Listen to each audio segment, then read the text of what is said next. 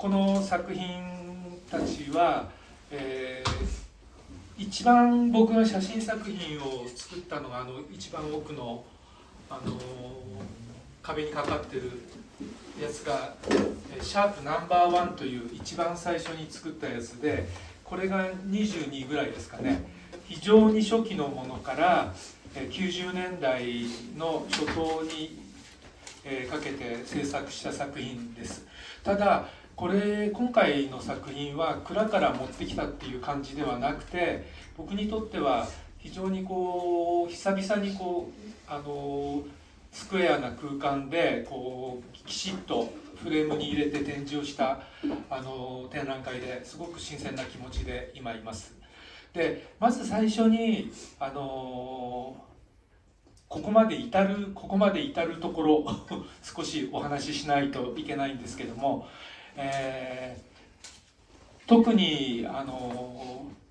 今この作品久々に見てっていうか、ずっと僕自身はこの作品を象徴的に見て、今回のハガキにもこの怪談の作品が出てるんですけど、実は僕自身にとっても、皆さんお気づきになってるか分かりませんが、ものすごく重要なのはこれ今富士宝島の写真博物館でマイブリッジの展覧会やってますが、マイブリッジの作品と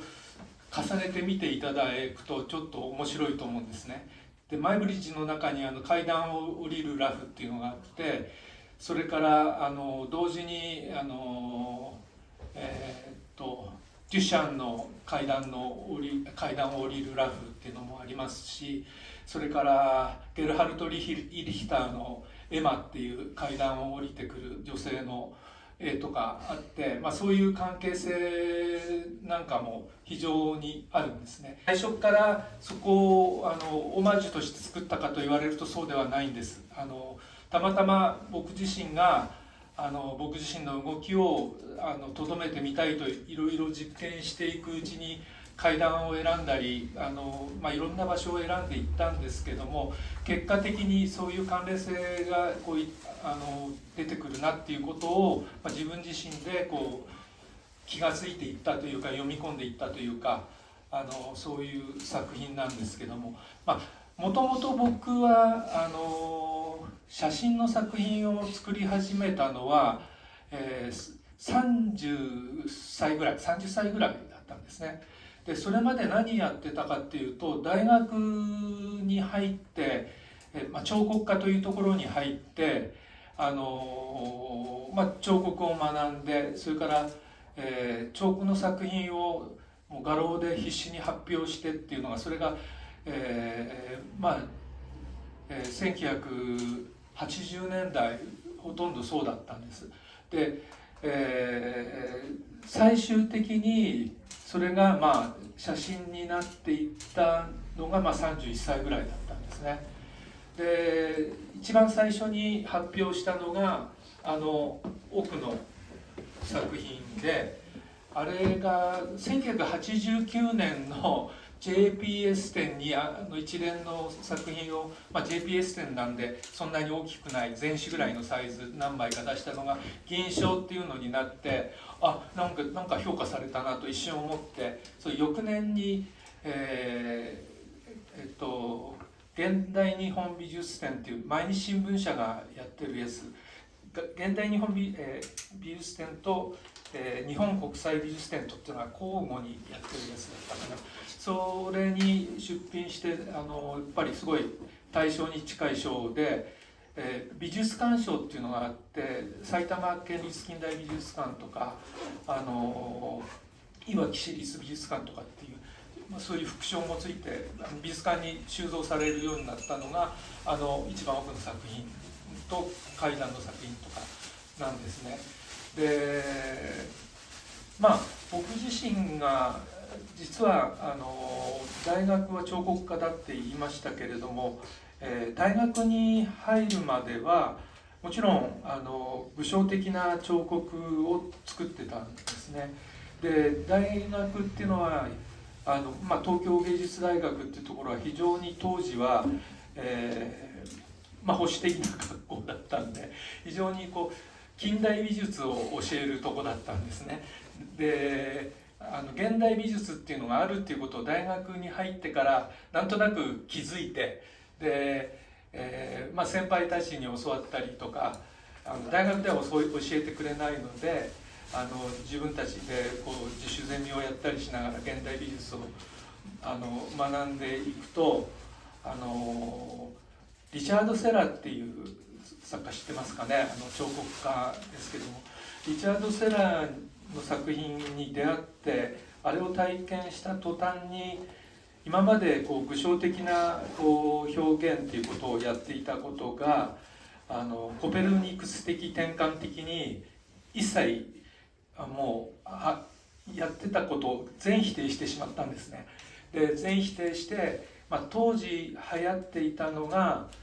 流行っていたというか席巻してたのが、僕らの世代はミニマルアートとかコンセプチュアルアートとかモノ派とかという世界だったわけです。それでそういう世界を僕は始めていくんですが、大学に入った時に写真っていうのはたまたま芸大寮っていうところに入ったんですけど、隣の日本で最初の個室寮だったんですね。で自分の個室と、隣の個室があって、そこが暗室だったんです。デザイン科の学生が部屋を暗室にしてまして、でそれを見てるとめちゃくちゃ面白いわけですよ、写真っていうのが。それで沖宗君っていう人だったんだけど、デザイン科の2年生の彼に暗室作業を聞いて、でヨドバシカメラができたばっかりだったと思うんですけど、そこに駆け込んで暗室用品一式を買って、大学、彫刻科に入ったんだけど写真を始めるんですね。でフィルムご存知だと思いますけど、フィルムを巻くのが大変で10本ぐらい失敗して、それでなんとかできてプリントできてっていうことを楽しく趣味として始めたわけです。でもちろん大学の彫刻のようなものもずっとやってたんですけど、山岳部に僕入りましたから、山に行く時はずっとカメラ持って写真を撮ってっていう感じで、ゆるく写真と付き合いながらずっと行ったんですね。で作品を発表するようになると、先ほど言ったように具象的なものを捨てて、当時彫刻といってもいわゆる現代美術なんで、今までの概念を超えるようなものをまた考えていろんなことをやっていくってことをやっていったわけです。でそれは形に残らないものが多かったわけですね。だからそれを記録するっていうことで、写真をさらに深く付き合っていくようになったんですかね。それで最終的にはシノゴとかも買って大きなカメラで撮影をして、僕の作品を記録するっていうことをやっていって、だんだんと今度は大学を卒業してずっと当時は貸し画廊っていうのがすごく隆盛でしたので、画廊を借りて発表して画廊を借りて発表してってことをずっと繰り返していくわけですね。で当時、なりわいとかバイトとかっていうのをいろいろなバイトやってたんですけど、今度は、写真の式場カメラマンとかそれから友達の作品を撮影して1枚いくらで売るとかそういう写真で稼ぐっていうことをやり始めたんだけども、依然そこで写真は作品ではないんですね。で、だけどだんだんとその貸し画廊で発表していくとやっぱり疲弊していくわけですよ。お金を稼いでスペースを借りてそこで発表してっていう、ちょうど当時川又さんがガーンと出てきた頃だったんで、川又忠さんとかがガーンと出てきた頃で、彼は貸柄を連続して借りてそこでバーッと発表してっていう戦略があったんで、僕もそれを真似しようと思っていっぱいやったんですけど、結局こうやっぱりなかなかうまくいかなくて、それで時代の流れがちょうど変わっていった要素もあったんですね。ミニマルアート、コンセプチュアルアートで始めたのが、今度は新表現主義っていうムーブメントが今度はやってきて、具象表現がものすごくもてはやされるようになっていくわけです。で、彫刻家だったわけですけど、彫刻家の中でも、深井隆さんとか船越桂さんとか、ものすごくその当時からグワーンと評価されるようになっていくわけですね。で、僕自身もなんとなく疲弊してきて、こうどうしたらいいかっていう時に、やっぱりなんとなく今までミニマルなことをやってたので、自分の気持ちとか感情とかそういうものは全く抑えていたんですけど、それをなんとか具象的な表現をしていきたいなという時に、写真が傍らにあったわけですね。で、写真っていうのはある意味超具象なわけですよ。で、具象表現に美術のルートで戻るわけにはいかないというか、戻りたくなかったんですね。で、そこでポーンと横に飛ぶことの方がすごく僕にとっては気持ちよかったんです。だからある日こう空間にドローイングするようなことを試してみたわけです。で、写真の技術的なことはものすごく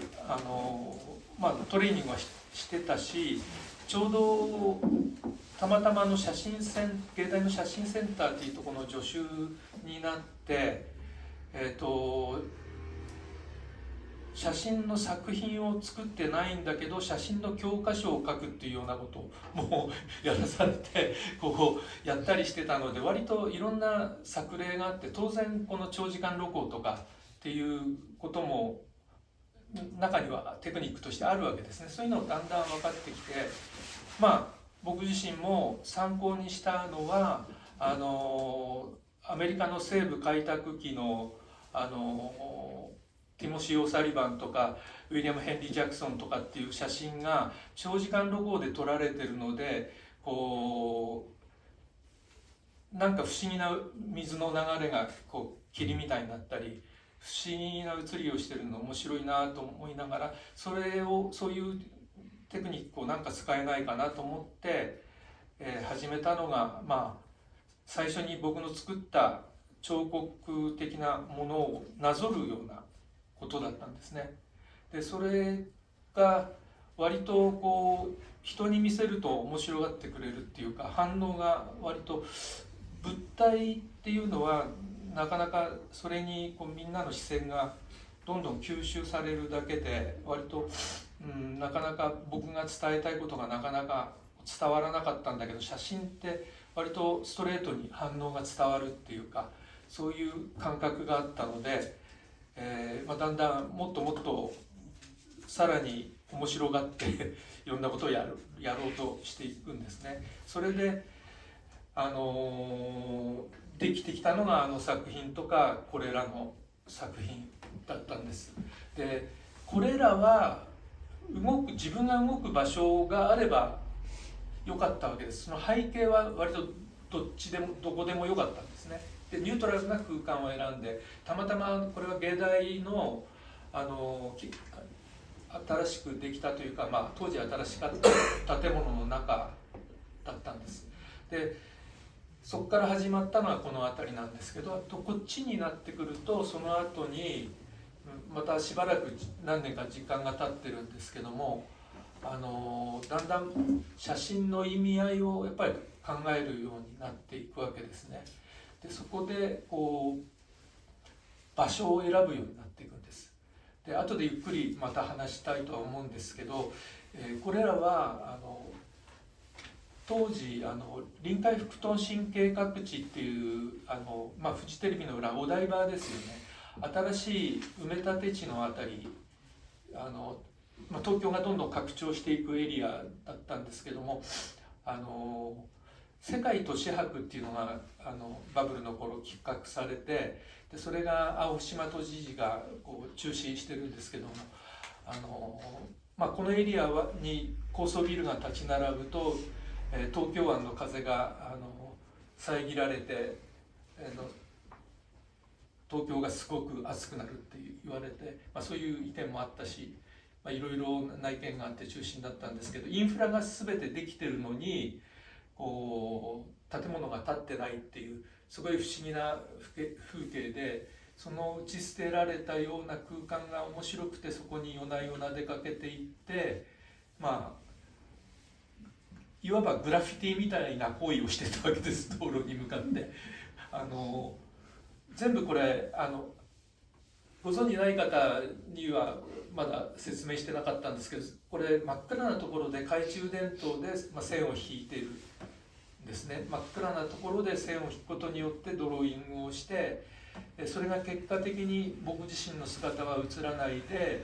線だけが私の動いた軌跡として残っていくっていう。で僕が気に入ってるのは、僕自身が映らないで光だけが残っていくっていう写真のメカニズムなんですけれども、非常にスマートだなと思って、物質的なところから始まってるので、逆に非物質な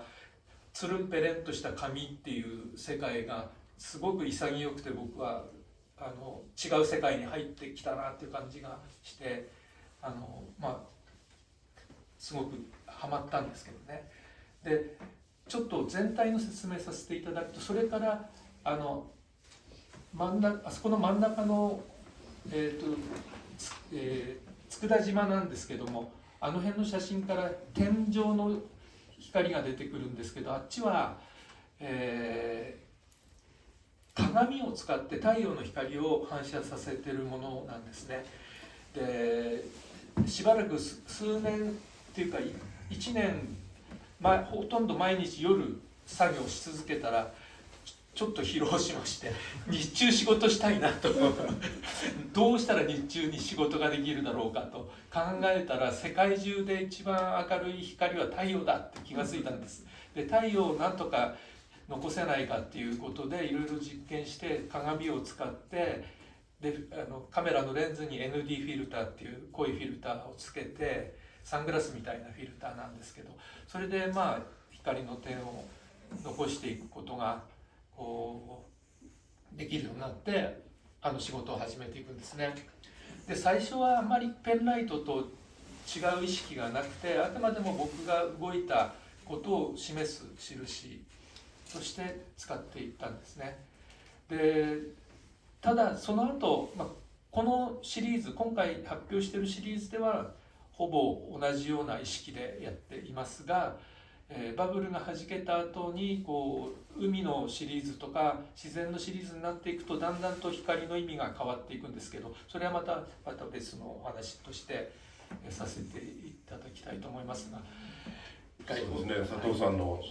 この、作品に至るまでのですね、道筋をお話ししていただきまして、なんか本当、彫刻から始まってっていうね、そこから写真が横に出てきてっていうね。だけどやっぱり彫刻的な、物質じゃないけど非物質的な造形っていうことをやっぱり目指される中で、写真でもってこういう作品を作るようになったというですね、その過程がやっぱりすごく刺激的だと思いますね。でまずそうですね、彫刻作品に作られて、それを光でなぞって、それを写真で撮るという作品から始まってますよね。はい、そうですね。でそこからこの階段の方に行こうっていうのは、そこの飛躍みたいなのはどこから出てきたんでしょうか。やっぱり動きをすごく同じ場所で平面で動くとずっと重なって光がいくんですけど、それをもうちょっと立体的に見せられないかなと思って階段っていうのは選んだっていうのがありますね。あと大事なことを話さなきゃいけなかったんだけど、なんで光になったかっていうことを話さなきゃいけなかったんですよね。彫刻作ってる時にやっぱさっきうまくいかなかったって話はしたんですけど、その時になんで自分は作品作ってんだろうって毎日思う日があったわけですよ。なんで俺何のために作品作ってんだろうって思ったことがあって、それやっぱり明日を迎えようっていうか、生きるため、生きる望みっていうか希望っていうか、そういうことだなと思ってなんで作品を作るのかっていう時に、でその時に、生きてるからなんだっていう、当たり前の結論、生きようと思うからなんだっていう結論だったんだけど、でその生きるっていうことはどういうことなのかなとか、生命って何なんだろうとか、そういうことがテーマになっていったんですね。それが彫刻のテーマになっていったんですよ。それで彫刻なのにその生命感を表現するためにさっき具象的な方向も考えるようになったって言ったんですけど、気配とか空気感とかそういうものを彫刻で作ろうとか思ったりとか、していくようになっていくんですね。それとかあと、火とか光とか生命の要素元素みたいなこともテーマの中に入っていくんですね。その時にやっぱ材質は金属で作品を作ってたんですけど、やっぱなかなか空気をはらむような網みたいなのを作ってたんだけど、結果的にやっぱり鉄の塊になっちゃうしかないっていうところがあって、やっぱり写真になったらやっぱり写真っていうのは本質的に光と、時間によって出来上がってるメディアなんで、すっきりしたなっていうところ。なるほどっていうところですね。生命を与えるその、メディアとして光を発見したっていうことですね。そんな感じですね。なるほど。最初のその鉄で作ったその彫刻をなぞる、なんとかそこに生命的なものを引き寄せようとしてらっしゃるわけですよね。だけど、それをもっと自分のその体を使って、その、空間に光で描いていくというね、それまさに生命ですもんね。この光のこの呼吸するっていうね、レスピレーションっていうタイトルがついてますけど、呼吸するっていうこと、生きるということ、その、一つの、現れとしてあるのかなっていうふうに見えますよね。すごく最初からタイトルは呼吸っていうことにこだわったんですね。で最初は同時にフォトグラフっていう言葉もすごく違和感じゃなくて意味を考えたわけですよ。でフォトグラフっていうのは光の図とか、光で描くものっていうことなわけですけど、それを呼吸で描くフォトグラフじゃなくて、ブレッドグラフっていう作品っていう名前を付けたんです最初。で途中でフォトレスピレーションって変えたんですけどね。でも光呼吸っていうことは変わらないんですけど、特に僕ずっと3時間線を引っ張ってると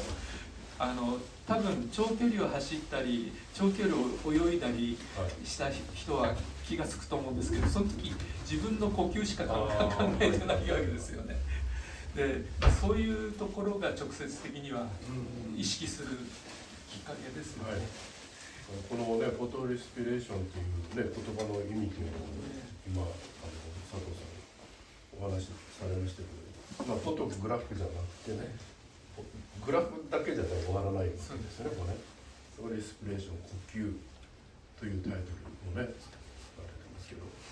ただやっぱり僕はやっぱこの作品をやっぱり見た時は、モホイ・ナジというですね、ハンガリーの作家がありまして、で彼はその写真の見方というものを大きく変えた一人なんですよね。でモホイ・ナジは写真は光の造形であるというゲシュタルト・ムデリストっていうねそういうタイトルの、論文を書いたりしてる。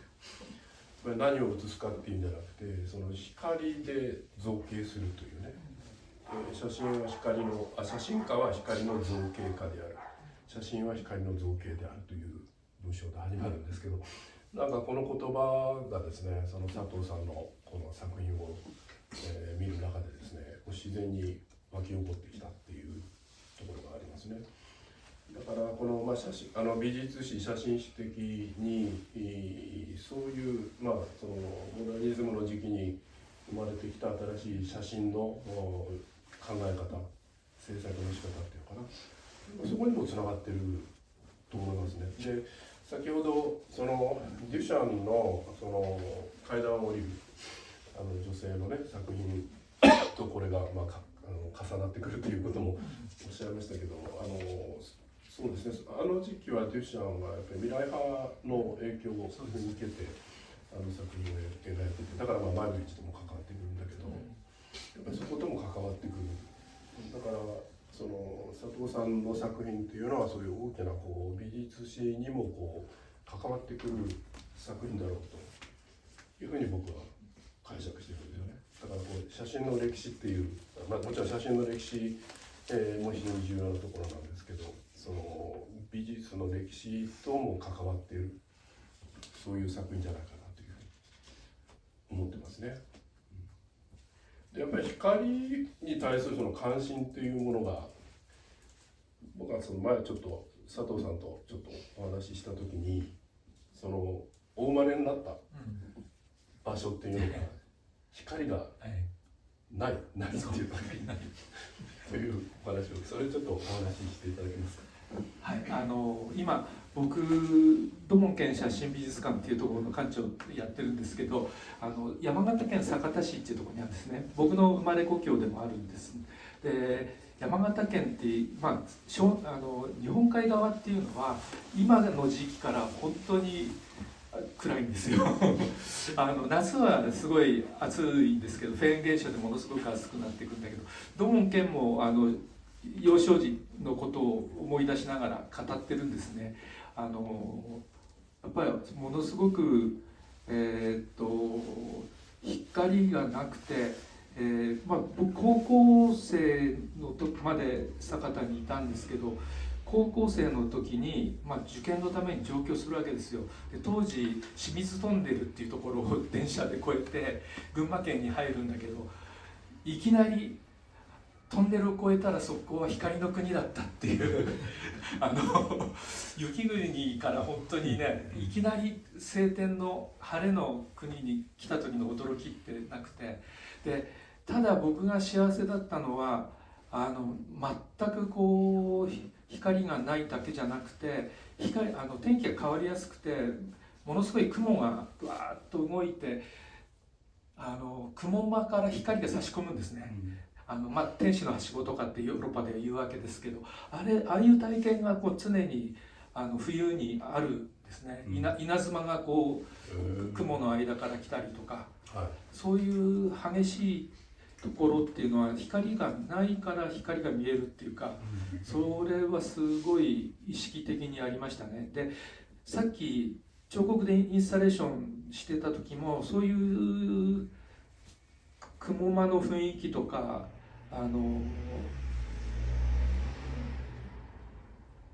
作品の当時作った作品のタイトルが「丸い天気に四角い気持ち」っていう彫刻の作品だったんですけど、ちょっとそういう雰囲気をなんか作品にしたかったんですね。だからすごいありますね、その光って。今も学生なんかに光を見せる時って真っ暗にしないとカメラオブスクラの光も見えないわけですよね。そういうのってやっぱありましたね。結構その、ドイツのね作家とかがやっぱりドイツも早めにこう暗くなってね、やっぱり光がこうないんですね、特に冬場はね。それで夏になるとみんなこうイタリアの方に特に作家の人たちはね、それでその光を享受してくるっていうことなので、そういう作家のこう受け止め方もですですね、なんかちょっと通じるところがあるのかなというふうに思いますけどね。あとだからこれ写真の作品だけど、なんていうのかな、もちろん写真作品と言っていいんだけど、そこだけに終わってないっていうところがすごくやっぱり佐藤さんの作品の重要なところかなと。だからまあ表現のメディアとしてはもちろん写真ではあるけど、そこにとどまってない。つまり、まあ、何を言いたいかというと、やはりこれ佐藤さんがこうまさにインスピレーションというか、その振る舞いですよね。写真の中にこう光を持ってこう振る舞うっていう、描くというよりもなんかもう振る舞うっていうか、それの痕跡をこの、まさにこう写真の、メカニズムっていいますかね、それをこうフルに活用して、生み出してるっていうね。だからそういう面ではなんていうんですかね、いわゆるそのパフォーマンス的な、パフォーマンス、一種のここでこうやってこう降りてこようというね、これ実際に作ってるとこ見てみたいぐらいなんですけどやっぱりパフォーマンスなんですよね、これ。それをその後を痕跡としてこういう写真の作品にするというね、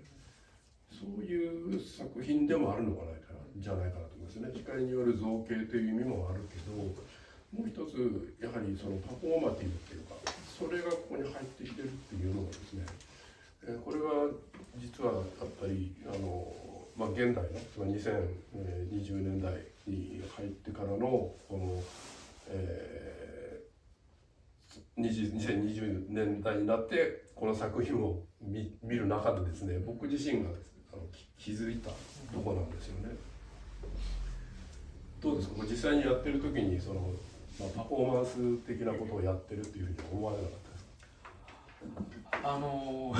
僕自身はもちろんそれを意識して始めたわけじゃないんですけど、イタリアとかすごい観光客がいるところでこういうのをやったこともあるんですけど、そしたらコイン投げ込まれてます。観光客そうですね、暗い中でナボナ広場とかサンタンデロのところとか、いろんなところでやってるんですけど、やってるとカメラを置いてこれをやってるわけ。なるほどなるほど。そうするとなんかパフォーマンスやってんだろうという。それはすごく自然な受け止め方じゃないですかね。だから彼らにとってはこの作家アーティストはそのカメラの前でパフォーマンスやってんだっていう。でも東京は大概無視されますね。割と変な人には近づかない。そこはちょっとね、残念ですけど、今やったらまた全然違うと思いますけどね。やっぱりそのパフォーマンスとして彼らがイタリアの人々がね捉えて、その面白いからお金をくれたっていうね。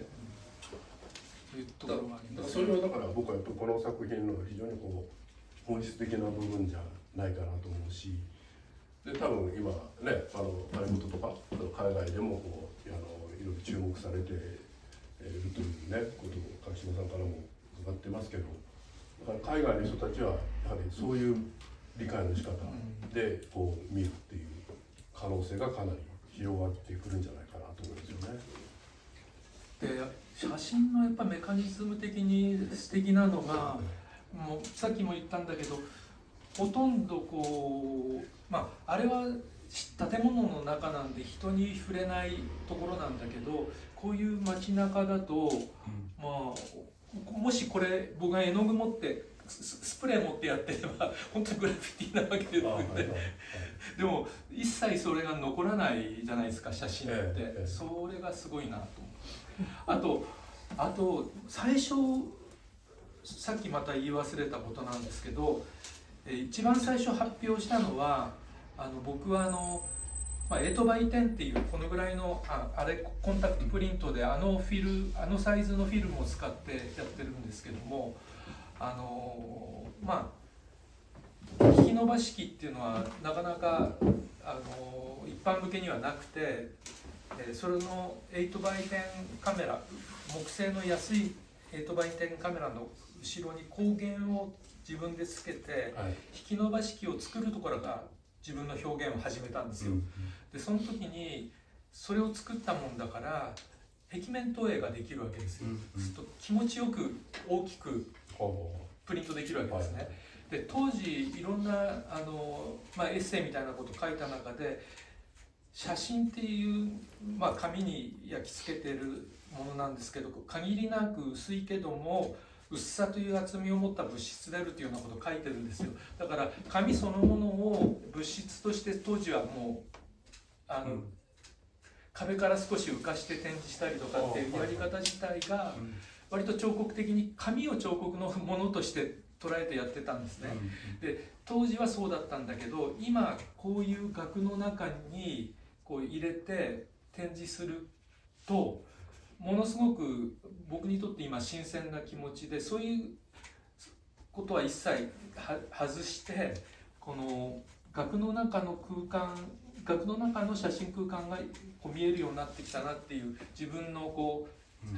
う変化っていうか、それをすごく今気が付いてるところなんですけどね。いや本当にやっぱりなんていうかな、本当に彫刻をねまず最初学ばれて、そこからこういうね写真を使った表現に移ってこられるけど、でもやっぱりこれ光による、彫刻って言っても全然おかしくないですよねこれね。当時のはそうですね。で写真とその彫刻っていうのは、結構ねものとその、紙ペラっていうのでえらい違うような感じもしますけど、例えばドイツのね重要な写真の作家の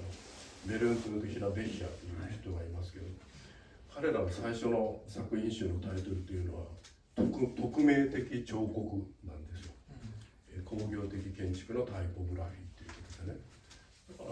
だから給水塔だとかその産業時代に生まれてきた、工業的な建造物をしっかりとね、それこそ江戸内見でね、正面あるいは斜め45度とかそれをきっちりとって、それをこう複数枚並べて展示するとかね、コンセプチュアルでもあるんですけど、あれもやっぱり彫刻という概念で捉える、そういう見方も実はあって、で実際にある年のそのベネチア・ビエンナーレの金獅子賞かなを取るんですけど、あれ衝撃的でしたね。それは彫刻の部門で取ってるんですよね。すごいな。だから僕佐藤さんのこの作品もね、彫刻の部門で賞が与えられてもいいんじゃないかなと思いますよ。でも今まで結構辛かったのはやっぱり彫刻家には写真だよねって言われて、写真家からは彫刻だよねって言われて、それは非常に辛いキャッチはあったけど。でも多分そういうその理解の仕方っていうものがこの2020年代25年ですからね、やっぱり大きく変わってくるんじゃないですかね。で僕自身美術館で、ね、キュレーターとして仕事を始めたのがちょうど1988年なんですよね。でその時期にやはり佐藤さんのね仕事を見ることがあって、非常に新しいねこういう表現を生み出してるなっていうことですごくインパクトあったんですけど、でもその時に僕がこう受け取ったイメージと今受け取ってるイメージっていうのはやっぱり違うんですよね。でそれは今ちょっとお話ししましたように、その彫刻っていうものが何なのかとか、あるいは光による造形が何なのかとかね、あるいはそのパフォーマティブっていうのは写真表現におけるパフォーマティブ、これ今僕すごく重要だと思ってるんですけど、それが何なのかっていうのが年の経過の中でですね、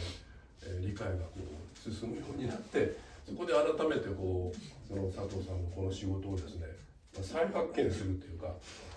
そんな機会になったこの展覧会だと思いますね。だから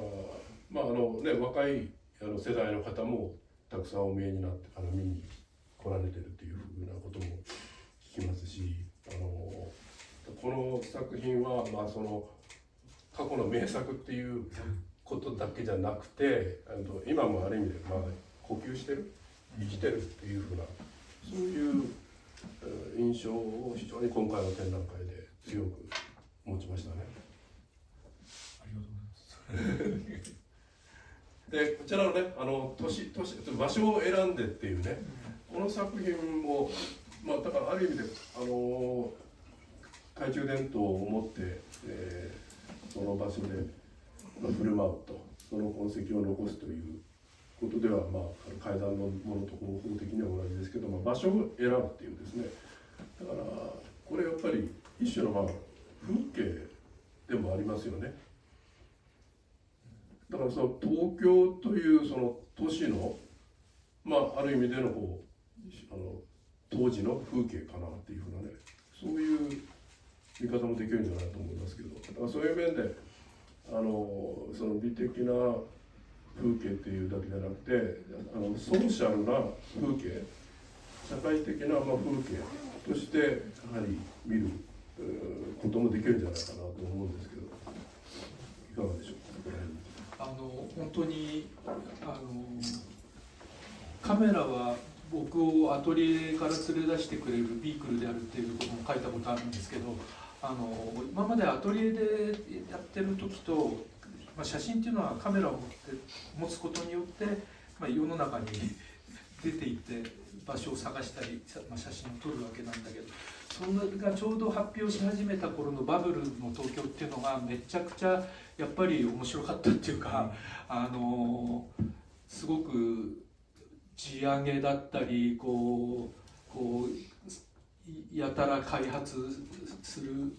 ところだったりっていうのがものすごく当時工作機械とか暴力的に見えてたりとかものすごくしてたんですけど、だからこそそういう場所を選んで、特に臨海のそういう場所って当時は割と潜り込んで撮影できたので、結構そういう場所を選んで撮影してたりするんですけどね。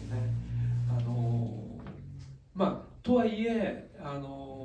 批判的に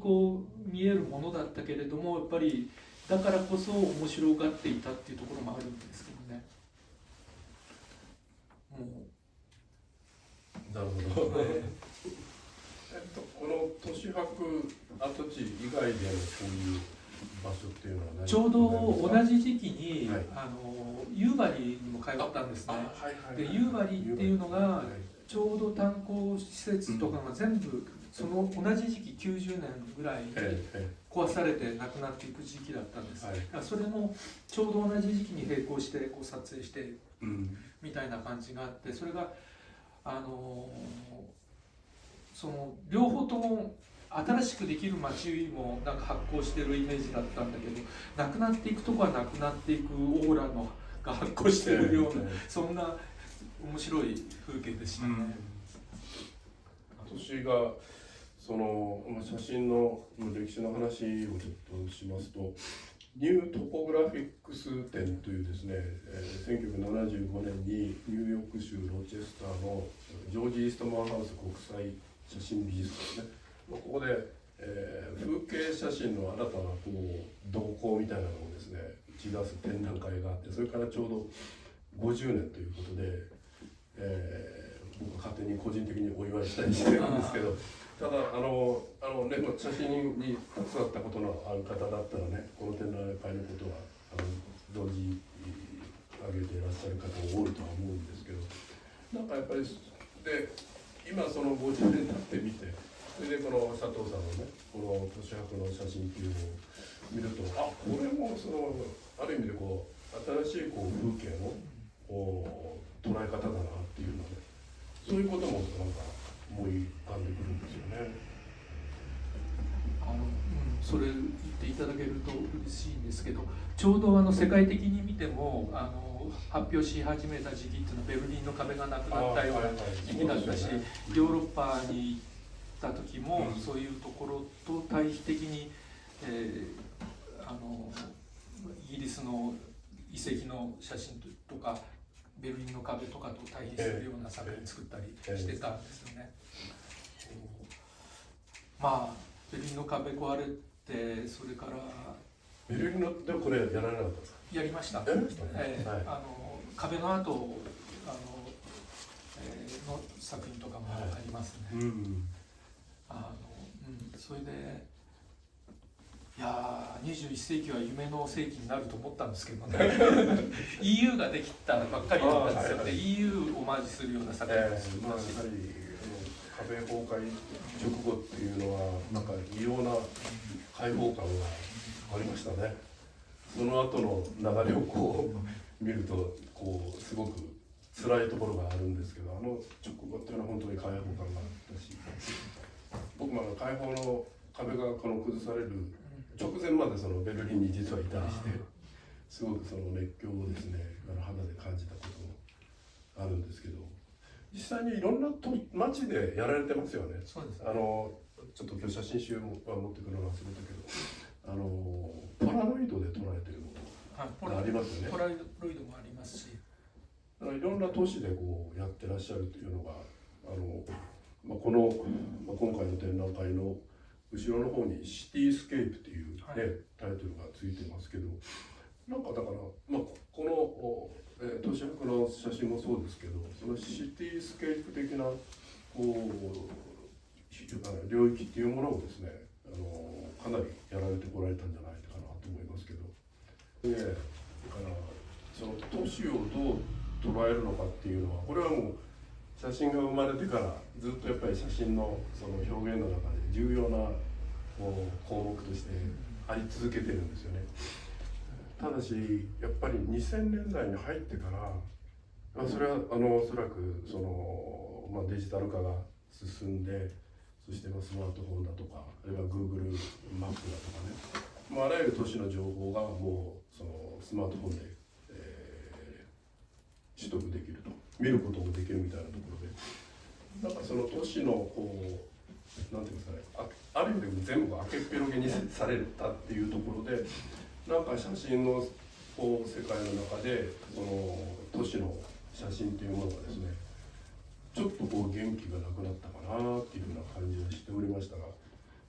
ちょっと新たなねこう見方っていうものが生まれるかもしれないなっていうのをちょっと佐藤さんのその次の作品に期待したいなと思ってますけどね。あと、やっぱり光に対するね、この光と写真へのこう関心っていうものから、そのピンホールカメラですね、カメラオブスクラを使ったさまざまなこう、活動っていいますかね、作品も含めて、あるいは、イベントとかをされてますけど、これはいつ頃からされてるんですかね。やっぱり90年ぐらいにスコットランドのエディンバラに行った時にアウトルックタワーっていうのがあって、そこがカメラオブスクラになってるんですよね。それを初めて経験した時に、エディンバラの街が直径2メーターぐらいの円盤にこう映ってるんですけど、もう自分でその風景を手に取れるようなすごい驚きがあって、19世紀に作られたものがいまだにやっぱ驚きを持って僕に訴えかけてきて、なんとかそれ自分で、作品というか他の人にも見せたいなっていう思いがあって、それからいろんなところでカメラオブスクラ作ってるんですよね。それで今も、何台か動く、カメラオブスクラ作って、最初はバングラデシュビエンナーレの時に向こうで走ってるタクシーみたいな力車っていう自転車にカゴをつけたやつを改造して力車カメラっていうのをまず作ったんです。でその後、バスをカメラに改造したり、あとワンダリングカメラって自動車で牽引して日本中回ったり韓国行ったりしたプロジェクトがあるんですけど、最近やってるのはリアカメラって言って自転車にカゴをつけた、一人乗りの移動式カメラオブスクラなんですね。ですごくもう今デジタルの時代になってしまっていて、イメージがここにボタンを押せば現れるのが当たり前のこう時代になっちゃってて、光がこうイメージになるっていうその現象的なこの中にあることが分からなくなっちゃってるわけですよね。でそれをやっぱり分かりやすい形でやっぱ人に見せたいなっていう、そういう気持ちがあっていまだにそういうチャンスがあればそういう催しをやってるわけですね、カメラオブスクラ。であとピンホールっていうのもまずはピンホールカメラで僕360度カメラっていうのを作ったんですね。で今もうデジタルで360度撮れちゃうんで何でもやる気もなくなっちゃったんだけど、当時はそういうのがなかったから自分でカメラを作ると自分が得たいイメージを得ることが可能だったわけです。で360度球体のカメラを作ってそれをピンホールで映してっていうようなこともやったんですよね。であと授業とかで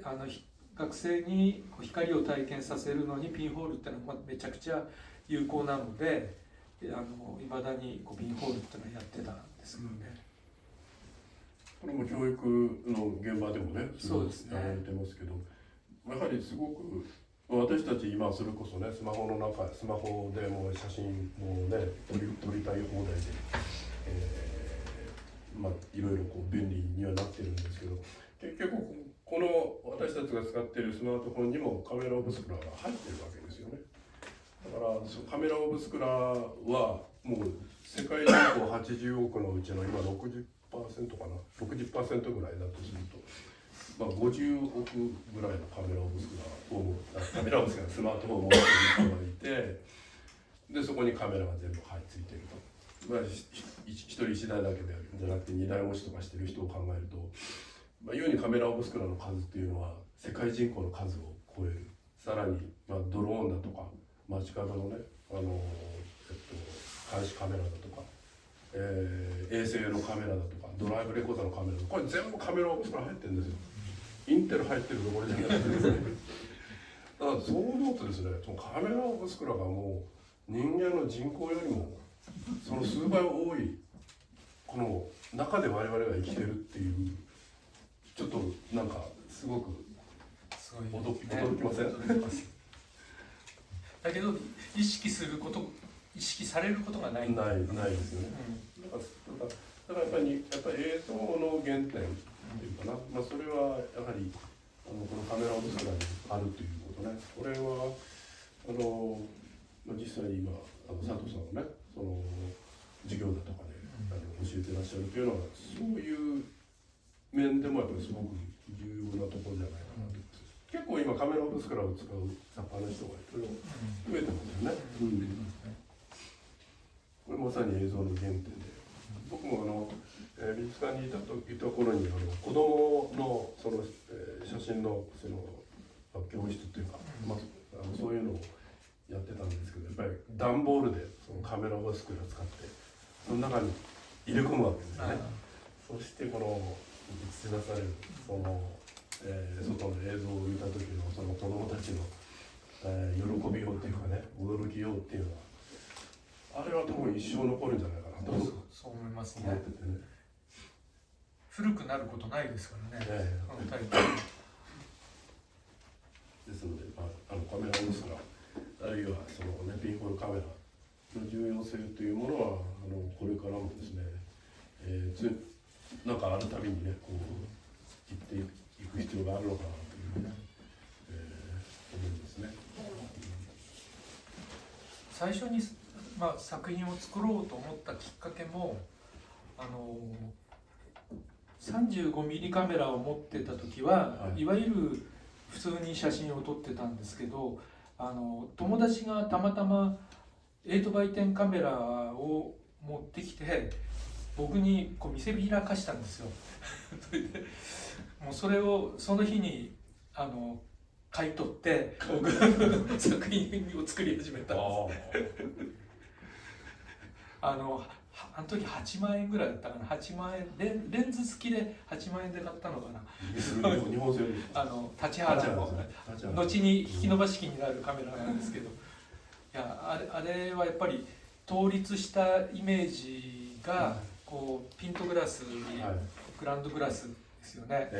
映るわけですよ。ですごいなと思ってこれはやっぱり、光の化身だっていう、思えたんで、なんとか作品にしようと思ったわけですね。その大型カメラのね魅力っていうのはやはりすごい強烈なものがありますよね。そうですね。で、このお話の少し、最初の頃に佐藤さんがお話になってくるその光をこう自分のこの表現のね要素として使うということのアイデアの元となったところに、19世紀の19世紀半ばとですね、アメリカの西部開拓写真オサリバン・ジャクソンとかマイブリッジもそうですよね。その彼らのそれこそマンモスカメラって言って8バイ10どころじゃないわけですね。どんくらいだろう、20、24ぐらいですかね。そうですね。とにかく大きなカメラでそのもうコンタクトですよね。でそこに映ってるその川のとか水の流れっていうのかな、そこにすごくこう惹かれたっていうふうにおっしゃいましたよね。そのイメージがここにつながってくるそうですね。っていうことですよね。普通じゃない映り方をしてるんですね。いや、それはもう今日お話伺って僕も実際なかなかね見れないんですけどね、このオサリバンとかジャクソンの西部開拓の時期の写真美術館とかで展示することもありますかね。ありますね。我々本当に見てください。そしたら佐藤さんがねそういうアイデアをそこから持ったっていうのをね実際にちょっと見ていただくとねいいかなというふうに思ってます。